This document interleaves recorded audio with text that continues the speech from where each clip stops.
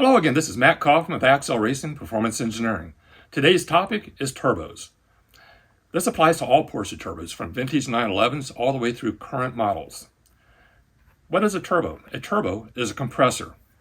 It takes exhaust gases through a turbine, connected through a common shaft, to a compressor to increase the air volume into the engine.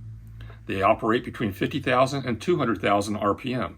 Yes, I said 200,000 RPM. And generate a substantial amount of heat.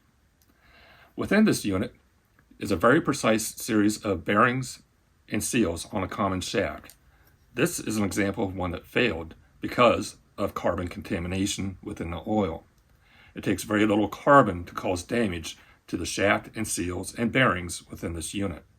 How do you know if your turbo has failed? If your car has a turbo boost gauge and it's not moving, more than likely the turbo is not functioning. Another indicator is smoke coming out of your exhaust. Third item is poor performance. If your car no longer has the get up and go, again, the turbo may have failed.